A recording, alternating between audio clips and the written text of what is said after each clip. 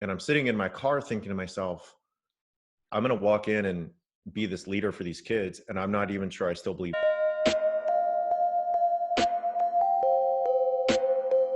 Hi, beautiful Hello, people. beautiful people. This is Bradley Onishi. He is the creator and voice behind Straight White American Jesus, the podcast. Can you quickly brag about all of your other credentials? Sure. I mean, I'm associate professor of religious studies at Skidmore College, and I've written for many places. I just recently wrote a piece for the New York Times on Lizzo and um, others thinking of themselves as their own soulmates, which is kind of a cool idea. Mhm. And I've written for Religion and Politics and HuffPost and all those places. And I have a book called The Sacrality of the Secular that's out with Columbia University Press. So. Amazing. Today I'm really excited. We're going to talk about masculinity. And I already told Bradley I'm excited to dive into this because I've been talking about masculinity with a lot of women lately, and I really want to hear from a man. I've made a lot of assumptions about what kind of relationship men might have with toxic theology when it comes to purity culture, modesty culture, what it is to be a man, have your woman submit to you. All of these things I know for a fact cause destruction to both sexes, but I really wanted to bring male identifying person to the table to actually talk about this. So it'd probably make the most sense to just have you go into your story and how you discovered evangelicalism. So I grew up in a largely non-religious home. My dad is Japanese American, and I grew up in California.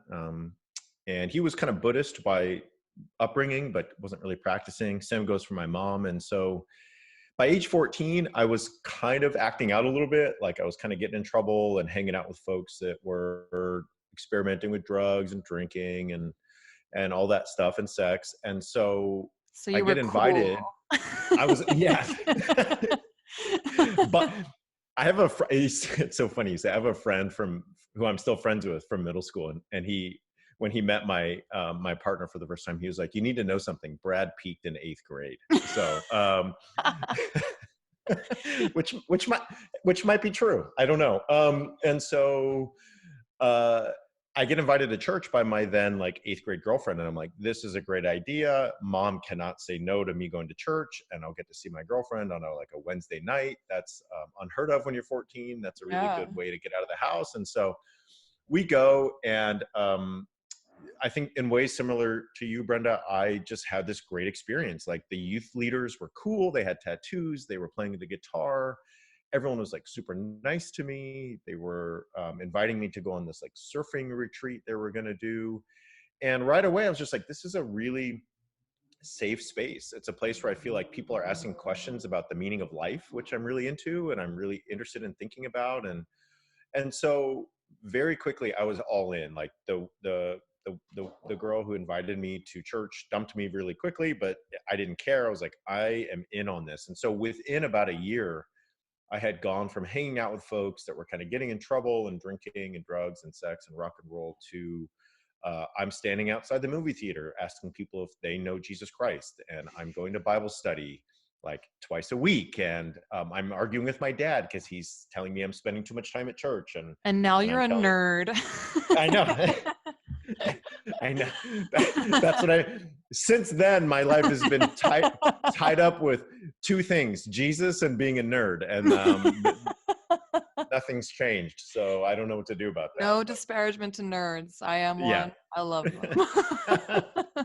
them. So anyway, that's my story. By the time I was 18, I was kind of working with the youth group, and then by the time I was 20, I was a youth pastor. It was a big church, 2,000 people. So I became one of the youth pastors there, and I also got married to my high school sweetheart. So by the time I'm 20, I have finished 2 years of college. I'm a full-time minister, and I am married. So there you go. Wow. And there's a lot to unpack there because I think something I'm primarily curious about in this story is your life as a pastor, specifically as a youth pastor, because my youth pastors wounded me the deepest. And a lot of it was because they were so trustworthy. They were closer to my age. They were younger. They didn't feel as inaccessible as the lead pastor. Um, and they were always open to talking to us, engaging with us, and they were also bringing up topics of sexuality and relationship. And we were going on these retreats together that were really intimate and getting to know each other. So all of that said, I had a lot of rage towards them for a while because, when you are ashamed, when you're put into fear, when you are damaged, it translates to rage. Like, part of the mourning process of going through my deconstruction was being so angry at these people. Then in retrospect, I realized they were 22 to 27 years old maximum. And now that I'm beyond that age myself, I'm just like, oh my gosh, I had my entire world, my entire sexual ethic, my entire religious belief system wrapped around whatever these 22 to 26-year-old people were telling me. And that might not be true of everyone. Maybe your youth pastor was 70, but like, regardless, we trusted them so implicitly, and they didn't necessarily know what they were doing. And the proof of that is that my youth pastors are all now divorced now. And they all went through crazy bouts of infidelity and abuse and sexual abuse in some cases. So I know these messages damage them just as deeply. Everything you said there is true of my experience to some degree. And so what I mean by that is I'm age 15, just like you. Very quickly I go from kind of just a young person who's with a developing kind of sexuality to, oh, okay, Jesus doesn't want me to have a physical relationship with anyone. And very quickly I'm the person who's like a freshman in high school telling people I'm not going to kiss anyone until I get married, right? And I didn't make it. I did, kiss a person or two, but that was my outlook. And so what happens is I go from 14, 15, 16 being sort of formed in this idea to now I'm 18, 19, 20, and I'm a leader. And what you're pointing out is in evangelical churches, it's so amazing how the young are given this authority to like lead other young people. And that was me. I'm a sophomore in college. I'm married, and I get to sort of be the spiritual leader of 200 people. That's ridiculous. That's absolutely ridiculous, right? Wow. And if you want to know, I mean, just quickly, Brenda, like what keeps me up at night sometimes is I have such good and warm memories of relationships with so many people who were in my youth group, right? And people Mhm. I'm still in contact with, people that I continue to be friends with, and people that I helped, when they ran away from home or they were dealing with substance abuse or whatever that was going on, right? That stuff is great. The hard part is knowing I was damaged by purity culture. I was hurt by it. It took me years to understand what I had sort of absorbed. Mm. And it really hurts me to think that I was also teaching people that I was part of the sort of ongoing evangelical purity culture machine that was teaching folks that yes, Jesus does not want you to masturbate, and if you do that, that's a big problem. And if do more than kissing before marriage, then God is mad at you. And that as um, I've heard you talk about, and others, Linda K. Klein and Jamie Lee Finch and others, like if your body is this out of control thing that is your enemy, well, that's damaging. And yeah, I'm not going to lie to you. Um, my evangelical story is definitely one of being hurt by purity culture, but it's also one where there was a couple years as a youth leader, right? 3 or 4 or 5 years where from ages 18 to 22, 23, I was helping to perpetuate it. And I'm not proud of that. I did get divorced, so I'm raising my hand. I'm in the youth leader divorce club for sure. It's a big club. It's a big club. I know I'm not alone there, right? But lucky for me, my ex-wife and I, we had a really good, healthy breakup. Essentially, like we looked at each other at age 24 and we're like, we've been together since we're 14.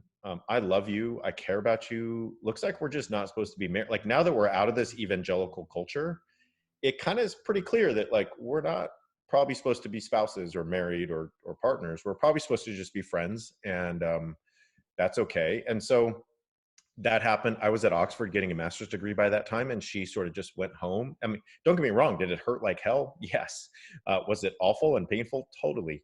Was there abuse or cheating or infidelity? There was none of that. And we're friends to this day. We still talk on the phone quite often, and we're close, and we sometimes even still say I love you. So all of that to me is a really like good and surprising outcome from the story. But anyway, all of the sort of regret and shame tied up in the years as a youth leader and as part of a youth group are still things I reckon with for sure. Hmm. I'm sorry. I really can't imagine the weight of that. Um, but I mean, there's so much redemption, like it's biblical that God turns all into good. So the fact that you have this podcast and you're speaking out now, and I hope everyone listening in the God is Great community, that this will grow your compassion for your leaders that have hurt you, just to realize, and don't get me wrong, compassion doesn't mean just being totally cool with the ways that you were wounded and hurt, especially if that translated to assault or abuse or anything like that. But I am saying compassion as in realizing so many of these people were struggling with these message just as deeply and having just as hard a time as you were. Yeah, just have compassion. I'll say just real quick, there was moments toward the end where I was pulling up to church on Sundays, getting there at like 6 a.m. to set up. And I'm sitting in my car thinking to myself, I'm going to walk in and be this leader for these kids. And I'm not even sure I still believe in God. You know what I Wow. mean? Like, what am I doing? Wow. That happens So, to a lot of people. Yeah, it's yeah. crazy. So what did it actually look like? Like if I don't want to get too personal on you, but it's like if you're telling everybody not to masturbate and you know damn well you masturbated the night before, how does that go?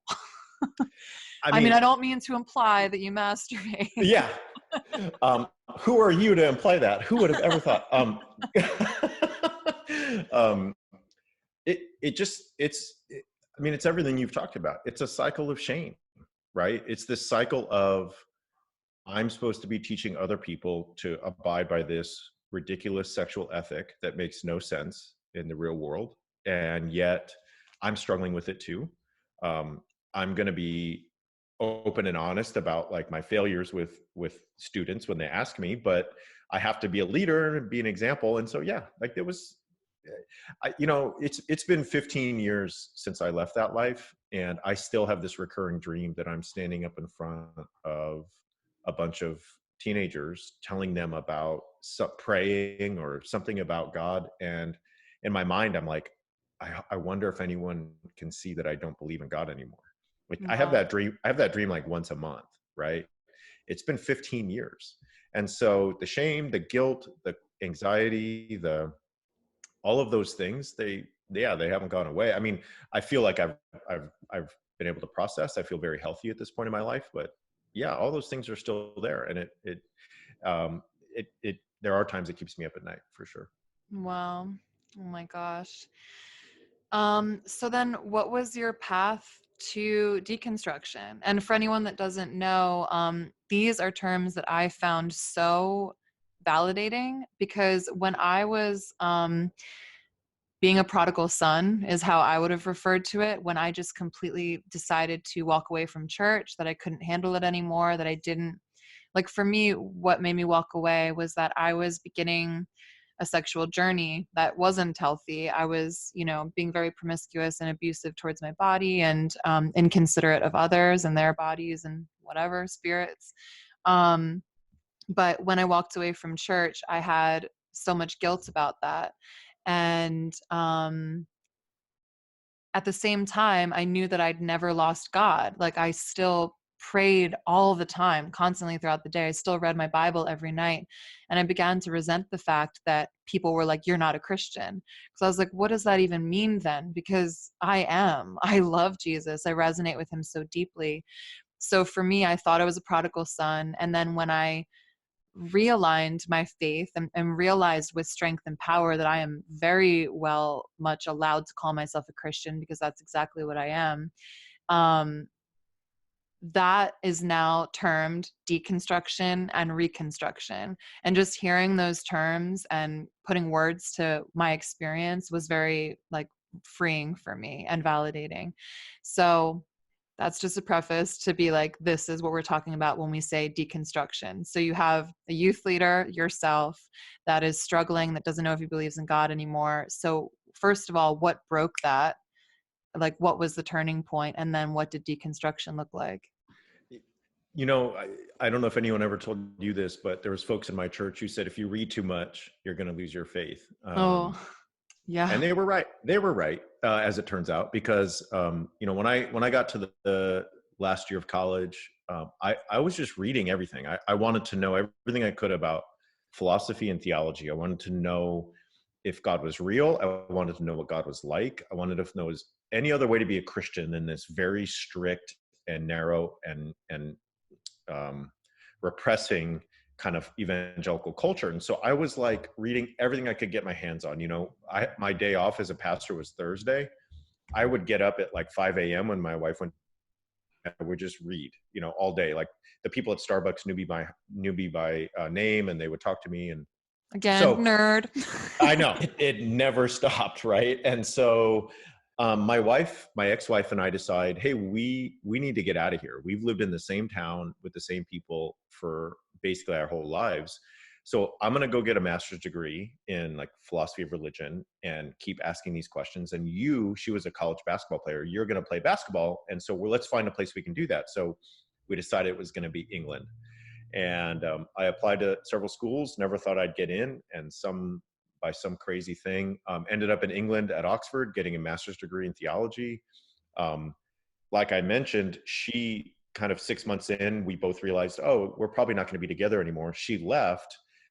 And by that point, I was like, I'm no longer part of the Christian fold. I'm no longer married, and I'm 24. I have no idea who I am in the world, and I'm living in like a foreign country, 6,000 miles from my home in California. What do I do now? And so I started this very long and painful process of reconstruction. I stayed in the religion game. I'm a religion professor. My whole life is spent thinking about life's most fundamental questions: birth, death, love, sex, all that stuff. And yet, I've never really found my way back to Christianity. I don't identify as a Christian, even though my whole life is sort of spent studying sacred scriptures and rituals and texts and communities. And so that's kind of where I landed. Don't get me wrong. There are years and years in there of pain and heartbreak and confusion and shame and doubt, trying to just kind of like, I mean, I was like 23 and trying to like smoke a cigarette for the first time in England and just like had no idea what I was doing. Or I was age 24. I remember being age 24 and like getting drunk for the first time, like having one too many drinks and just being like, oh, this is what this is like, right? You know what I mean? Oh, this is what they warned me about in youth group. And just stuff like that. Like I mean, Brenda, I went on my first date when I was 24, right? So I'm 24, I'm like newly divorced, and some poor soul decides they want to go on a date with me. And, you know, instead of it being just a normal 24-year-old date, like at some point I have to explain, like, yeah, I haven't been on a first date since I was 14 because I've been married that whole time, or like with the same person. And so you're the lucky person who gets to like have this terrible experience of like meeting me, like trying to figure his life out. You know what I'm saying? Like that's awful, you know? So there was a lot of times like that, you know? Oh, I'm sure it wasn't that awful. Going too hard on yourself. Yeah. Well, yeah, so I'd love to talk about, well, first of all, it's interesting because I was saying in my interview with Susan Cottrell, she has 2 LGBTQ daughters and she calls herself a mama bear. She is a Christian that advocates for the good treatment and love and acceptance of the LGBTQ community in a Christian spectrum. But in talking to her, we were both saying that deconstruction is so painful and so terrifying. And it's terrifying to the core of your soul because you're told that if you ask questions, you could go tumbling and you might lose God. And if you lose God, you're going to go to hell. You're going to burn in hell for eternity. So that terror isn't just this like casual, like, oh, I'm just going to like play around and ask myself some questions. you feel like your entire eternity is at risk. And the Yep. weight of that is insane. Yep. So that said, going on deconstruction means you finally have hit the tipping point. You're finally broken enough that you are like, I am going to ask these questions and I might lose my faith. And at this point, I'm in so much pain and so much confusion that I just have to take that risk. And that's exactly what you and I did. That's what Susan says she does. That's what a lot of the God is Gray community is doing and has done. Um, yeah. So going to reconstruction, it's like, it is what it is for you now. And I've swung my way, or I never left Jesus. I've always Yeah. resonated with that. So Yeah. Yeah. yeah, you will Um, come out on the other side and it's beautiful. yeah. Yeah. A large process, a large part of the process for me was thinking about what it meant to be a man, meant to be masculine. You'll know, Brenda, that in evangelical youth group culture, there's this strict binary between men and women, and there's these very strict ideas of what a man is and what a woman is. Never totally fit into that man model. Like when I was growing up, I was a nerd. I was really into books and that kind of stuff. I did play sports, but I was not good at like traditional quote unquote evangelical man stuff. Like I couldn't build anything. I didn't like to like horse play and like wrestle and play video game, like all the stuff that like all the boys in the youth group were doing. Um, I just wasn't good at it. Like when we went to summer camp and there was like a game at night where everyone was playing capture the flag, I was like usually in my cabin, like reading about Thomas Aquinas or something.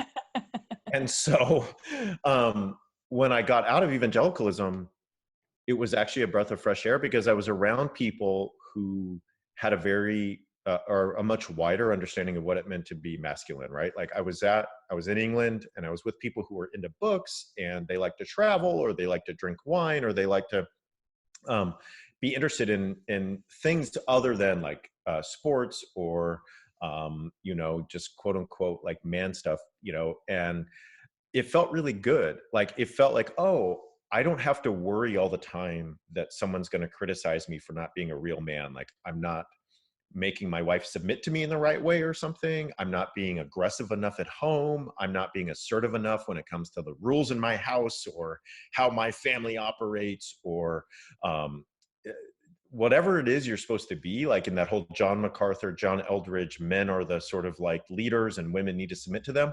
Like I was just never good at that anyway. And so getting out of evangelicalism meant I no longer had to worry or be afraid that I was going to be criticized for being the wrong kind of sort of man. Um, on the other hand, I discovered that in my relationships, like once I did start dating and having relationships, a lot of things started to surface. Like I was never the kind of like what I would call like a toxic masculine dude. Like I was never into being aggressive and making like my partner feel like they were in any way less than me. Like that's just not kind of who I am. But I did have this abiding idea that I know you'll be familiar with, which is from John Eldridge's book, and where he says that men are supposed to be warriors who rescue their princess, right? And there's this idea in evangelical purity culture that love is about saving and being saved. And it's about being a savior. And you, as the man, represent God, and you're supposed to save someone.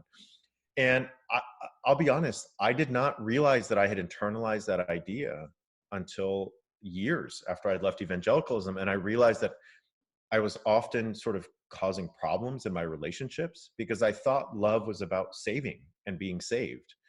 And it was all tied up with this sort of notion of adventure and rescue. And all of this comes right from evangelical purity culture. Anyway, that was a huge part of like trying to figure out how to grow out of that. Like how to love differently was a big part of like how to be a man differently, if that makes any sense. No, totally. I don't want to imply that anyone that's going through struggles or heartache or is in like weaker in a weaker emotional state is a negative thing. Like everybody's on their own journey. I've been in that weak state. I've been in need of a savior, of someone external to like swoop me out of that. So no shame to that if you're going through something. But it's interesting, to imagine that men in church are given this narrative of you have to save, because I imagine that would draw you to people that are in damaged places or damaged parts in their lives, going through journeys, whatever, versus actually finding someone that is aligned with you. And that aligned person could be struggling and could be needing, be in a weaker position emotionally, whatever. But like, I feel like you would miss her, or you wouldn't necessarily link up with the right person, because that is a really toxic, weird way and weird reason to get in a relationship with somebody. I mean, so now in my life, I'm writing a book on the history of the soulmate myth, and I have a YouTube channel called Myths of Love. And all of that is trying to work through the fact that I really internalized that idea, everything you just said, that it's a really unhealthy model for long-term partnership to think that you are going to save someone, and that, or the flip side is that they're going to save you. And it just took a long time to realize that when I thought of someone as my soulmate, I was superimposing onto that framework this whole God idea, right? So one of the things that I write about in my book is that for a lot of people, monotheism is monogamy and monogamy is monotheism, and they can't separate them. So you love God in a way that God saves you, and then you turn to your human partnerships and you think, oh, that's how that works. So I'm going to do that with them now. I'm either going to be the savior or I'm going to be saved. And my monogamous partnership is akin to my monotheistic love for God, right? Mm. And it took me years to realize that. And it took me years to realize that when I was searching for the one, the one for me, my soulmate or my partner, I had really set up the model of the one through the image of God. And it was really, or at least, let me back up, the image of God I had inherited from evangelicalism. And so I had to separate those two if I wanted to have a healthy, loving partnership. That's incredible. I've never considered that in my life, but I love it because that just makes me think of all the anxiety and pressure that people feel to find the one. And again, us both coming into evangelicalism as teenagers, being so impressionable, being like at the forefront of our puberty and our sexual awakening, that was not only like squelched and pushed down and robbed of us, but also we were all had to find the one that we're going to spend the rest of our lives with. And not being able to have sex, pairing that with our physical desire, a physical need even to have sex. Mine felt like a need after a while, in my repression. Like, will just speed up the process of you finding this quote one. And then you feel all this anxiety when it doesn't work out, or when you realize, oh shoot, this person isn't what I thought. Or like, so many people talk about, oh, God will present you the one and then you'll find them. And there's this happy, like 1 to 2%, I'll be generous, 10% of Christians who happen to find their true aligning partner in this youth group and live happily ever after. But the rest of us are with these partners, and it's like we aren't aligned, and sex isn't easy like we were told it was going to be, because we have completely different desires, or completely different sex drives, or completely different views of the life and how to raise children. Like, it takes a long time to find a resonant partner like that. And telling people they have to wait for marriage to have sex, adding this physicality to it, adds this extra stress to just make that happen immediately. And Yeah. also in youth group, we're not given the tools to even know what we're looking for in a partner. Like in youth group, I was kind of like, what is a partner? It's a Christian guy that's nice to me. That's not enough. It's not. Did you have like kids in your youth group that were getting married, or were courting at that time? Like, did you ever use the Joshua Harris like premise, for example, of courtship? And like, did you walk kids through those partnerships with each other? I did a little bit. I worked mainly with sixth, seventh, and eighth graders. So they were doing some of the like kind of dating we're talking about as like teens and preteens and stuff. But most of my interactions were not with like 17 and 18-year-old. Like, I have friends who got married. Like, I literally have a friend who got married before he graduated high school, you know? Yeah. Um, Oh, and yeah. you know what I mean? Like, and somehow 20 years later, they're still married. They've both deconstructed, but so I didn't necessarily walk people through the Josh Harris, but I definitely tried to live the Josh Harris. I definitely tried to live that out. And I definitely tried to live out the Wild at Heart, John Eldredge stuff. And, you know, the thing for me that I had to come to grips with is that when we talk about God as the one, we talk about God as completing me, making me happy, promising me an everlastingly happy future, and being the sort of singular entity that can complete my existence, right?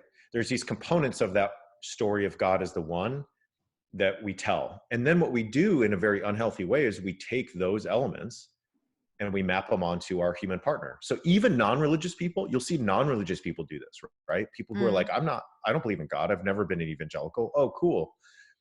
What's a partner? Oh, they're my other half. They're going to complete me. They're going to make me whole, and they're going to make me live happily ever after. And for me, that's a religious story. That's not a human story. That's a religious story built on religious mythology. Now, if you believe in God and you believe God can do those things for you, it makes total sense that the creator of the universe could complete you and make you whole and promise you an everlastingly happy future.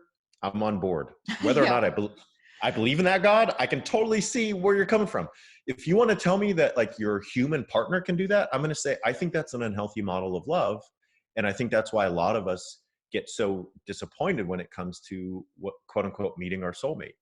We expect of them what we should expect from God, and that's not fair.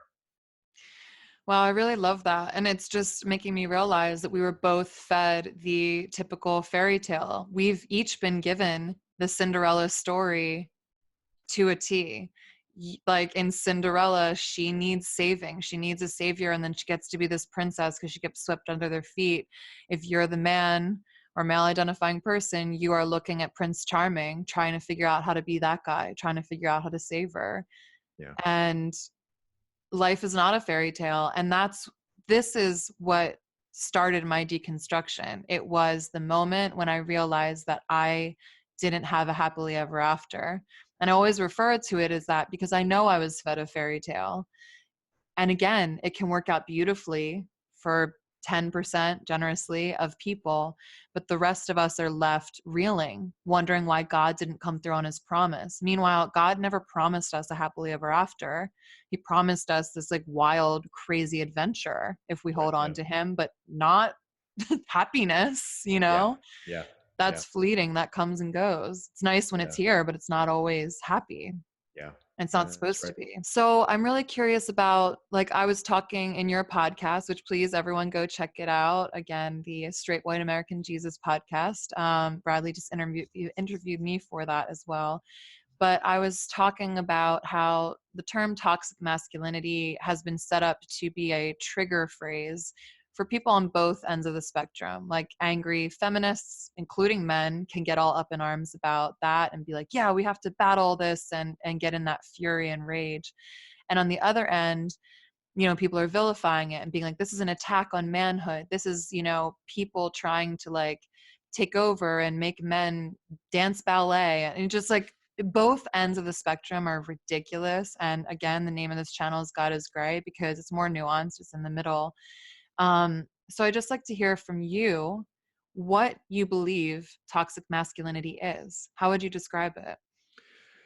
One thing I've been thinking about recently is that men have made the mistake from seemingly the beginning of history of equating physical strength with actual power.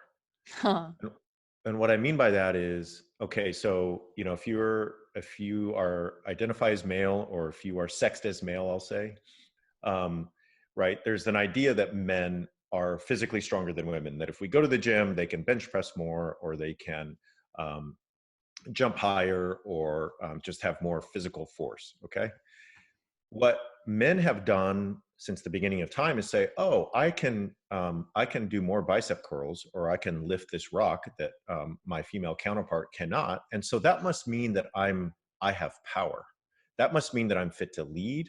that I'm fit to be in charge, and that she should somehow submit to me, is somehow inferior, and is somehow needing to just sort of take, um, allow me to take the lead when it comes to not just physical strength, but when it comes to leadership, wisdom, guidance, morals, ethics, sex, money, everything that life involves. And to me, that's where toxic masculinity originates, is the mistake of thinking, I have physical strength, that must mean that I have actual power. And for me, power is based, like the human species is powerful. We've succeeded on this earth, for better or for worse, because of cooperation, because of collective action, because of communication. And to me, if we want to talk about alternative modes of masculinity, we have to start there. We have to start with, to be a man means to be able to communicate. It means to be able to be vulnerable, as Brene Brown talks about, like the power of vulnerability. And it means to see power in collective action, not an individual strength. And I guess that's where I'd start with saying, to me, that's the difference between toxic masculinity and maybe an alternative, more healthy model. I love that. That's really beautifully said. Um, I'm also curious. We've talked a lot about the impact that purity culture had on, or not purity culture, the impact that toxic masculinity had on you, believing you have to have your wife submitting to you, that you have to bring that power to the table. So I'd love to move to modesty and purity culture surrounding sexuality and the way you interact with women. Um, let's start with modesty, because I'm really most curious to hear about this. Obviously, immodesty culture very quickly led to rape culture. And again, that was never the intention, but this verse was twisted around. Do not cause your brother to stumble. And completely taken out of context, nothing to do with women's attire. This verse is plucked out of the Bible and given to men and women to say, women, you need to guard men from the sight of your bodies. And if you are immodest, which that verse is also taken out of context, modesty in the context of the Bible was talking about not wearing decorative things and like flaunting yourself all the time. And that's about the heart and why you were flaunting what you were. It wasn't about the sight of your cleavage or a little bit of leg. Either way, both of those were perverted and given to us to justify the idea that women need to protect men from the sight of their physical body.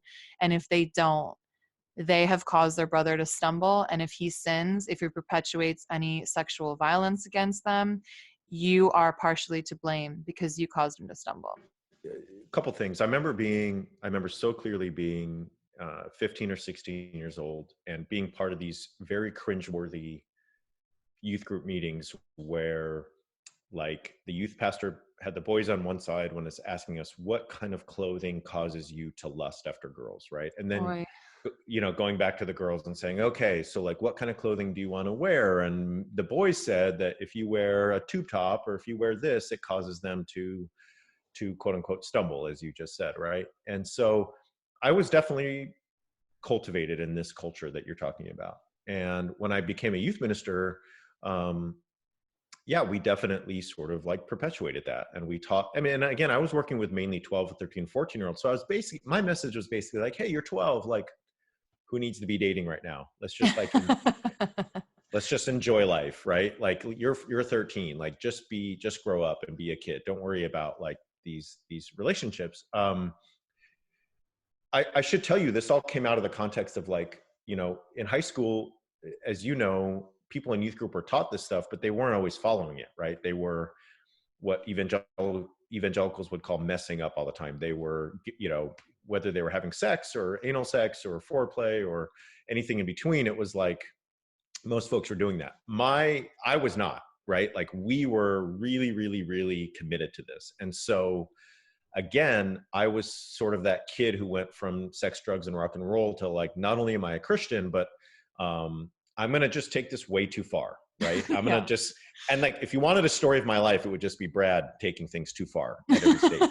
And so it's just like, so I'm going to be the one who does, like, we're not going to kiss. And so like my ex-wife and I think we dated 3 years before we kissed. And then we got married like a year later. And so, yeah, I definitely perpetuated that culture. And then I definitely had to take years and years of my life to like recover from that and figure out how to be like a healthy sexual person. Um, Once I was like out in the world and dating people, like it was hard. There was a lot of embarrassing moments. There's a lot of just like, moments of being in your mid 20s and thinking, oh, like this is what normal people do. Like they go through this awkwardness and this learning phase when they're like 15 or 17. Got it. I'm just 25 and doing it. So this is fun. I'm enjoying this, Yeah, me too. I was 27 when I got a divorce, and that's when I learned Yeah. everything No, it just, too much. yeah, exactly. Yeah. Yeah. I mean, yeah, and I think again, I hope that this invites people to forgive and have compassion for those that imparted these messages. Again, not to the end degree where you are forgiving real trauma, or like not forgiving but allowing, but just trying to trace it back and be like, I wonder if these people were in as much pain and shame and fear as I was, you Yeah. know? Yeah. Um, Can, so go ahead.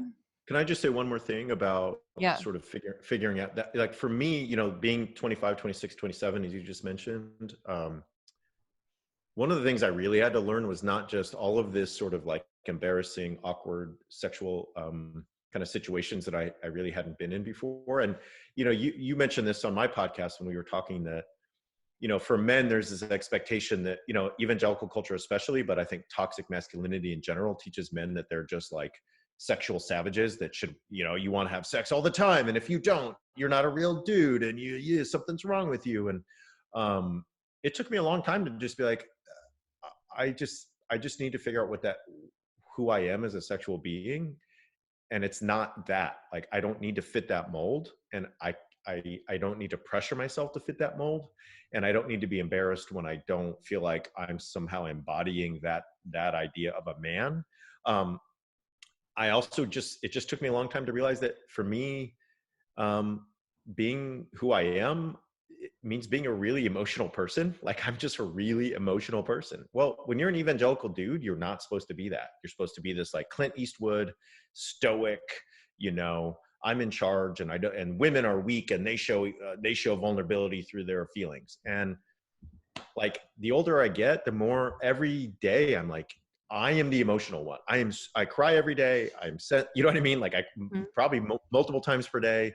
And not only that, but all of the men I'm friends with, like I'm in my like late 30s now. All the men I'm friends with and have been friends with for the last 10, 12, 15 years, they're all just as sensitive as I am. They're all like very vulnerable, emotional people. And when we get together and we talk about a bad breakup one of them's going through, it's like there's just a lot of tears and cry and openness about like how much it hurts. Well, that's just not what you're supposed to do as an evangelical man or as a toxic masculine sort of conception of what a man is. And so it just took me a long time to realize this is what this means for me. And this is who I am in the world. And I'm not going to be embarrassed by that. And I'm going to be very proud of that. And I'm going to own it. And it's going to be part of like the strength and power of who I am rather than something that I try to hide, so. Right? What true, genuine strength and power to be vulnerable. Vulnerability is one of the greatest powers in the world.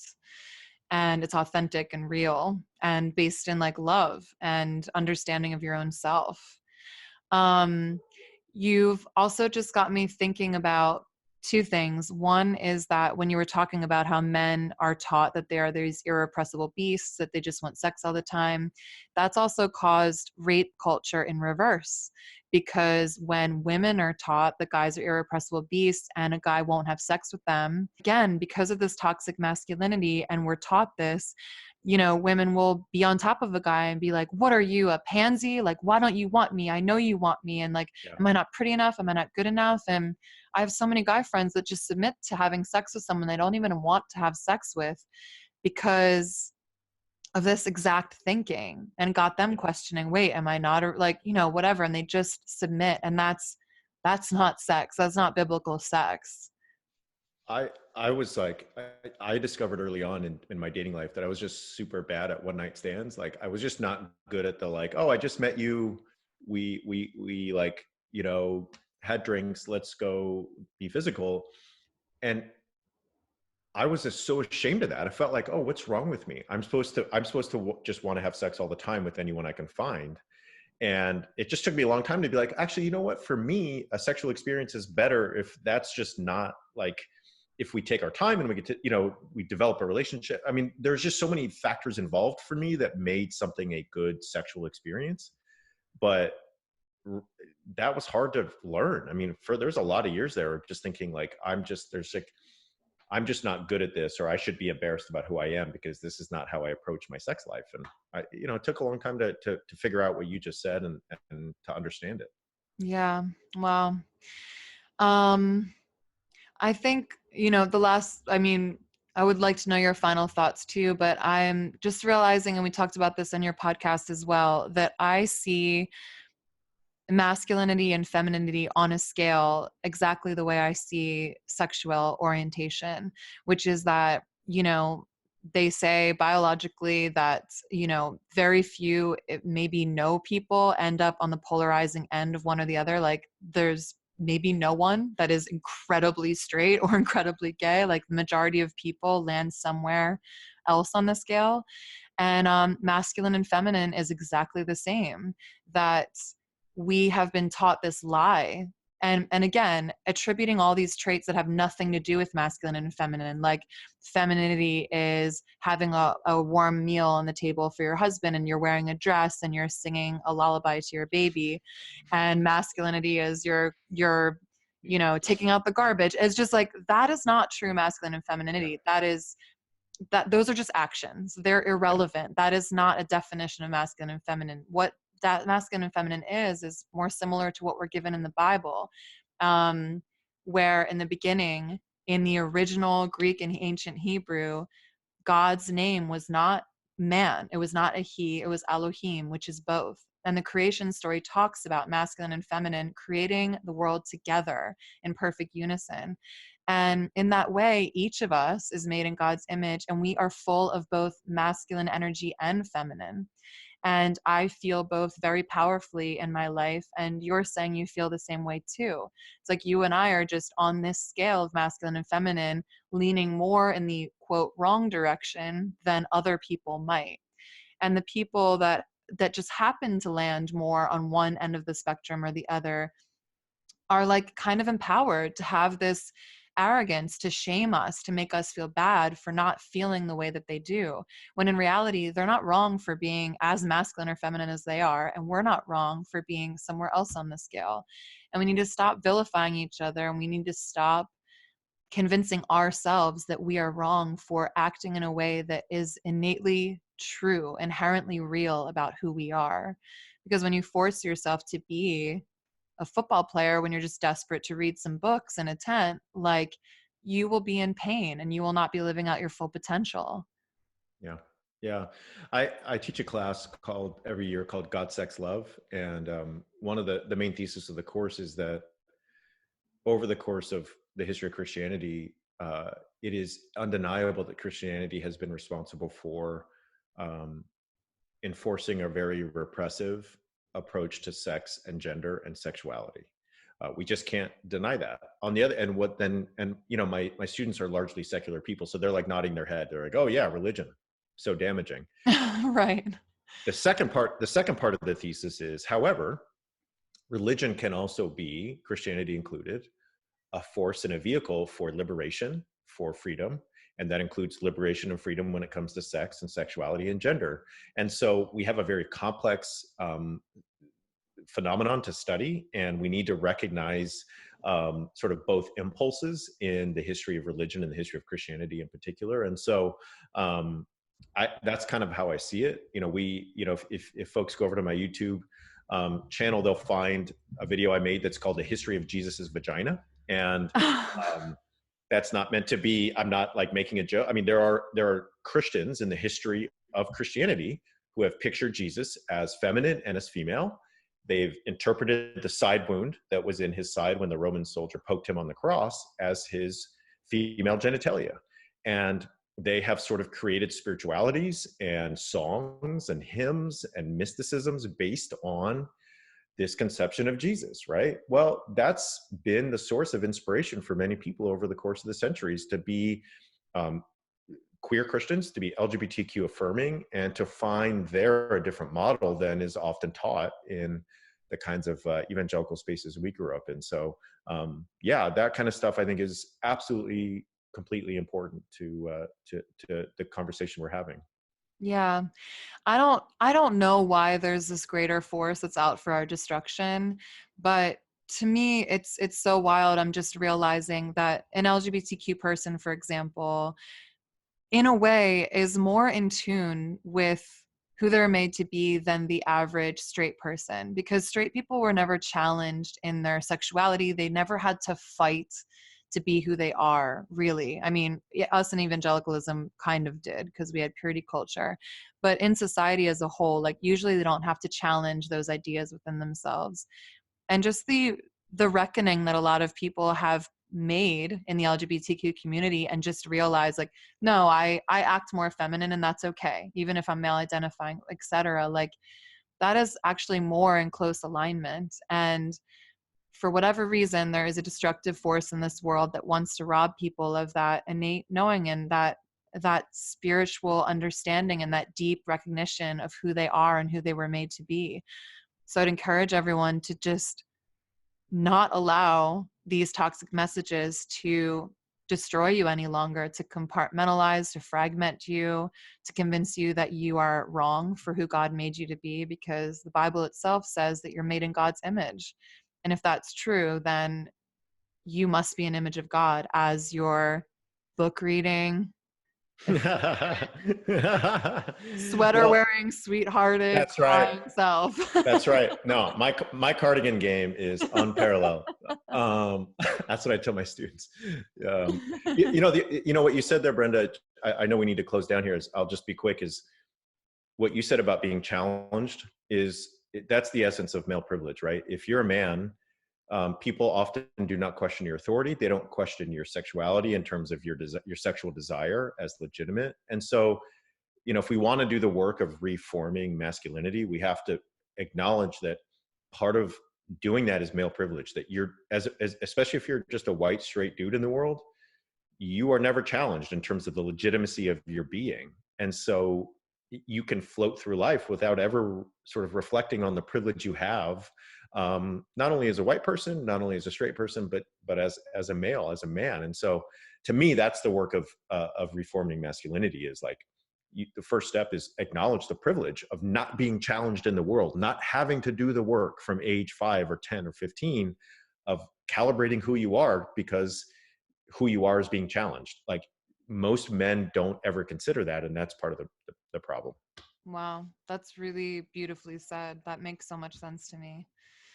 Um, yeah, I guess in conclusion, I would say really hope that this hasn't been alienating for people, and if you do feel really challenged by this conversation, if it brings up rage and fury and fear that, we're trying to take over the world with femininity, then I would say to check yourself before you wreck yourself, because obviously that means there's something inside of you that is resonating with the truth of what we're saying. And I hope that we've invited you appropriately into this conversation to say we're not saying you're a bad person. You've just been given ideas that are harmful. And if they've been hurting you, like, you have every right, and this is your permission and your opportunity to look inside of yourself and figure out if you've been harming the female identifying people in your life, if you've been harming yourself in your masculinity. And yeah, that's it. Yeah. Thank you so much for being on, Bradley. Can you please tell everyone where they find you and your podcast? Yeah, so you can find me on Twitter at Bradley Onishi. If any of the stuff I talked about with love and masculinity and soulmates appeals to you, I have a YouTube channel just kind of launched. I have just like 3 or 4 videos up, but it's called Myths of Love. And you can check that out, including the video on the history of Jesus' vagina. I have another video on Simone de Beauvoir and Jean-Paul Sartre, who had a polyamorous relationship for like 50 years. And you can find my podcast. It's called Straight White American Jesus, and that's anywhere you can find your podcast: Apple, Stitcher, Blueberry, wherever. So check it out. We'd love to have your support and have you join us in our conversation. Awesome. So everyone, thank you so much for being here. If you enjoyed this conversation, please like, share, subscribe to Bradley's podcast and YouTube. And that's it. We love you We all. love you God all. God bless. bless.